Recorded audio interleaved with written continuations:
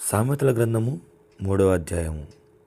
నా కుమారుడా, నా ఉపదేశమును మరువకుము, నా ఆజ్ఞలను హృదయపూర్వకముగా గైకొనుము. అవి దీర్ఘాయువును సుఖజీవముతో గడుచు సంవత్సరములను శాంతిని నీకు కలుగజేయును. దయను సత్యమును ఎన్నడూ నిన్ను విడిచిపోనీయకుము. వాటిని కంఠభూషణముగా ధరించుకొనుము. నీ హృదయమును పలక మీద వాటిని వ్రాసుకొనుము.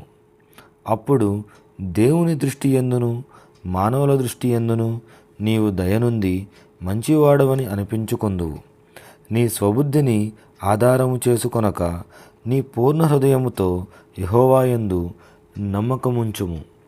నీ ప్రవర్తన అంతటి యందు ఆయన అధికారమునకు ఒప్పుకొనుము. అప్పుడు ఆయన నీ త్రోవలను సరళము చేయును. నేను జ్ఞానిని కదా అని నీవు అనుకొనవద్దు. యెహోవా యందు భయభక్తులు కలిగి చెడుతనమును విడిచిపెట్టుము. అప్పుడు నీ దేహమునకు ఆరోగ్యమును నీ ఎముకలకు సత్తువయు కలుగును. నీ రాబడి అంతటిలో ప్రథమ ఫలమును నీ ఆస్తిలో భాగమును ఇచ్చి యెహోవాను గణపరచుము. అప్పుడు నీ కోట్లలో ధాన్యమును సమృద్ధిగా నుండును. నీ గానుగలో నుండి కొంత ద్రాక్షారసము పైకి పారును. నా కుమారుడా, యెహోవా శిక్షను తృణీకరింపవద్దు, ఆయన గద్దింపునకు విసుకవద్దు. తండ్రి తనకు ఇష్టుడైన కుమారుణ్ణి గద్దించు రీతిగా యెహోవా తను ప్రేమించు వారిని గద్దించును.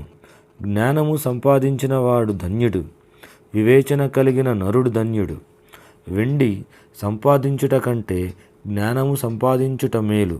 అపరంజి సంపాదించుట కంటే జ్ఞానలాభము నొందుట మేలు. పగడముల కంటే అది ప్రియమైనది. నీ ఇష్ట వస్తువులన్నీ దానిలో సమానములు కావు.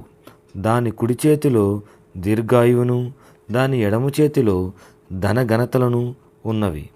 దాని మార్గములు రమ్య మార్గములు, దాని త్రోవలన్నీ క్షేమకరములు. దాన్ని నవలంబించు వారికి అది జీవవృక్షము. దాన్ని పట్టుకొని వారందరూ ధన్యులు. జ్ఞానము వలన యెహోవా భూమిని స్థాపించెను. వివేచన వలన ఆయన ఆకాశ విశాలమును స్థిరపరచెను. ఆయన తెలివి వలన అగాధ జలములు ప్రవహించుచున్నవి. మేఘముల నుండి మంచు బిందువులు కురియుచున్నవి. నా కుమారుడా, లెస్స అయిన జ్ఞానము వివేచనయు భద్రము చేసుకొనుము.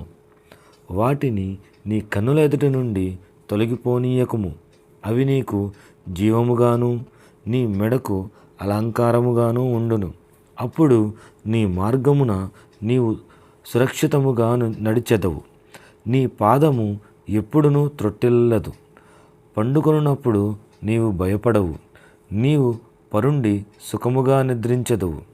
అకస్మాత్తుగా భయము కలుగునప్పుడు, దుర్మార్గులకు నాశనము వచ్చినప్పుడు నీవు భయపడవద్దు. యెహోవా నీకు ఆధారమగును. నీ కాలు చిక్కుబడకుండునట్లు ఆయన నిన్ను కాపాడును.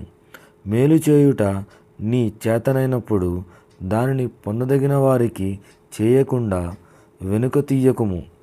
ద్రవ్యము నీ యొద్దనుండగా రేపు ఇచ్చేదనని పోయి రమ్ము నీ పొరుగువారితో అనవద్దు. నీ పొరుగువాడు నీ యొద్ద నిర్భయముగా నివసించున్నప్పుడు వానికి అపకారము కల్పించవద్దు. నీకు హాని చేయని వానితో నిర్గమితము జగడమాడమొద్దు. బలాత్కారము చేయు వాని చూచి మత్సరపడకుము. వాడు చేయు క్రియలు ఏమాత్రము చేయగోరవద్దు. కుటిల వర్తను యెహోవాకు అసహ్యుడు. యథార్థవంతులకు ఆయన తోడుగా నుండును. భక్తిహీనుల ఇంటి మీదకి యెహోవా శాపము వచ్చును. నీతిమంతుల నివాస స్థలమును ఆయన ఆశీర్వదించును. అపహాసకులకు ఆయన అపహసించును. దీనుల ఎడల ఆయన దయచూపును. జ్ఞానుల ఘనతను స్వతంత్రించుకొందురు.